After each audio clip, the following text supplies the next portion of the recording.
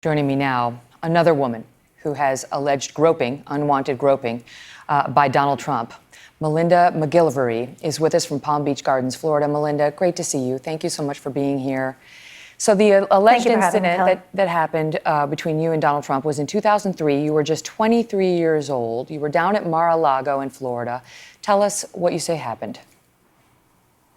Well, I was invited to a concert, and my friend was then my friend, Ken Davidoff, who worked for Davidoff Studios.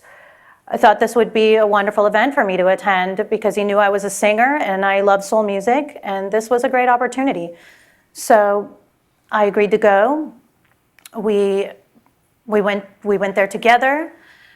I took names for him. This is a pre-digital era, so I have to account for the role. We go backstage, and there's like a half moon. The way we're standing, we're in like a half moon shape. It's boy, girl. Regis Philbin and his wife Joy, Ken Davidoff, myself, Donald, and then Melania. Ray Charles is standing in front of us with his security guard. And the next thing you know, I feel a grab on my right side. So I quickly turn to look at what this is. I initially think this is probably Ken's camera bag, but to my surprise, it's Donald, and he's standing 1.5 feet away from me, so his hand had to reach out and touch me. I look at his face, he's looking stone cold, just stoic at Ray Charles, and I stand there, I'm stunned. I'm speechless. I don't even know what to do or say in that moment. Just to clarify, so he grabbed your rear end? Right, on the right side. So I turned to look up at him, and he's just standing there, didn't even acknowledge me. Or, you know, if he had accidentally nudged me, then he could have said, "Excuse me," but he said nothing. He knew what he did, and I could see it in his face, the look of guilt. How did it make you feel? It made me feel very small, inferior. It made me feel like I was objectified. I was sick to my stomach. Did you tell anybody about it? Well, as soon as Ray Charles and a security guard left the room, everybody started to clear, and I leaned over to Ken and I said, "Donald just grabbed my caboose." And he said, "Well, what do you want to do about it?" And before I could answer, he gives me one of these, like, "No, don't say any, maybe this is not the right time, this is not the right place." And frankly, this is my friend. I'm a little upset with him that I want to say something or do something in that moment, and instead, I run out the back door after Ray Charles. And it was a fight or flight. I had adrenaline rushing through my body.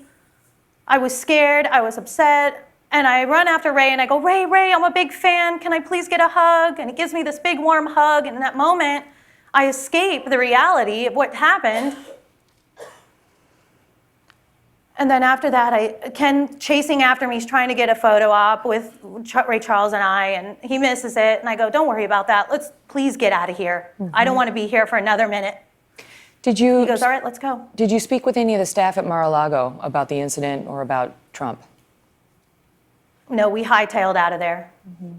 And I know you said that I didn't feel like I was going to be heard. I felt like they were going to protect him. a couple of years earlier in 2001, you had another encounter with Donald. What happened there? My first encounter was a Huey Lewis and the News concert. I had left the ballroom to use the restroom, and when I came out, Donald was there. And I thought, what, did he follow me to the bathroom? And he said something about the weather and like this, you know, debonair, kind of Rico Suave kind of, "Hey, how's the weather?" You know, this. It just felt like he was flirting. And then here comes Melania, and she doesn't look very happy. She rushes to the bathroom, she throws the shawl behind her neck and sticks her nose up, and just walks off. And before I could say anything, I just ran. I ran down the stairs. I descended to Ken, and I told him exactly what happened. I said, Donald was flirting with me. Melania caught him. I think we should go. There's a lot more I want to ask you about, but I have to ask you, flash forward, because you came forward during the campaign with your story. Right. And then there came a day when you watched him, A, call you a liar, and B, become the 45th president of the United States. What was that moment like for you? Shock. I was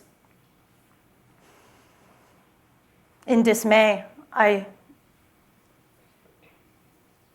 can't believe a guy like that could make it into the office, the highest office, and be revered as this leader. And I can't look up to a man like that. I was disgraced.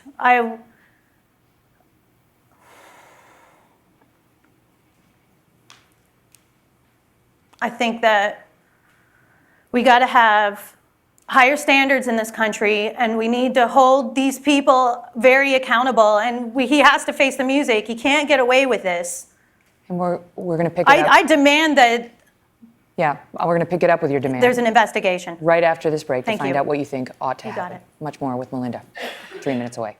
And we're back now with Melinda McGillivray, who says she was groped by Donald Trump back in 2003 when she was just 23 years old at Mar-a-Lago. Melinda, thank you for being here again. So we finished the last segment with you saying what you wanted to see happen. You demand what? I demand that he's subjected to an investigation by the Ethics Committee. I think it's important that we hold this man to the highest of standards. And if 16 women have come forward, then why hasn't anything been done? Where is our investigation? I want justice. I'm not happy. Listen, Donald is the tip of the iceberg. I've had this happen to me many times, but you know, this is a powerful position. This is a powerful man, and I was scared, intimidated, hurt. I still feel the brunt of this situation, these circumstances. I have to fight. What has the past and year hold been back like for you? tears. What has the past year been like for you? One of the roughest years of my life.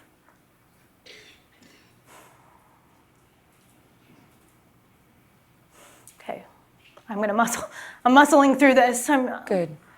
And my daughters had to see this. I'm doing this for myself. This is therapeutic for me. I have to open up. I have to get out of the closet. And I did this for myself, for my daughter, for my country. People need to know the truth. The truth will set you free. And we have the liberties in this country. And I'm going to practice my First Amendment. I need to stand up and talk. And I think my First Amendment is more powerful than the Second. I know that you said you believe this incident has helped you find your courage to be more open about your own troubles in your own life. You've been honest about the fact that you do have a criminal history. You've been arrested. You've had some felonies in your past, including DUI with a child in the car. Right. And I've had to go to jail, and I've had to I've been held accountable. I've had to pay probation. I've paid all my probation off. I've changed my life. I've had a daughter. I've gone to college. I've made radical changes in my life to be a better person. I'm a family woman. Are you political at all? Because, you know, the White House, including Donald Trump, has dismissed these allegations as politically motivated. No. I have been more political this year than any other time in my life. I'm obsessing over it a little bit. I watch as much news as I can. I watch both sides. I get both sides of the story. No, I'm independent. Okay. I want to tell you that Donald Trump tweeted this just this morning. He tweeted out, and I quote, "Despite thousands of hours wasted and many millions of dollars spent, the Democrats have been unable to show any collusion with Russia. So now they are moving on to the false accusations and fabricated stories of women who I don't know and or have never met. Fake news," he tweeted out, exclamation point. Your reaction to that? I don't want to be called a liar. I'm not a liar. I think he's got the music he's going to face. Mm-hmm. It's time. It's time the nation wake up to the reality of what we're facing. We got to help these boys and girls come forward and nip it in the bud when it happens. I was scared, intimidated, afraid in that moment. And I want to teach my daughter that if this occurs, I don't care who this man is, you're going to stop it right then and there. You're going to turn around and you're going to tell him no.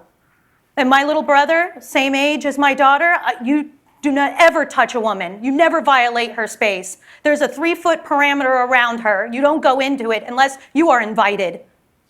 Melinda, thank you. Thank you so much for being here. We appreciate it. All the best to you. Thank you.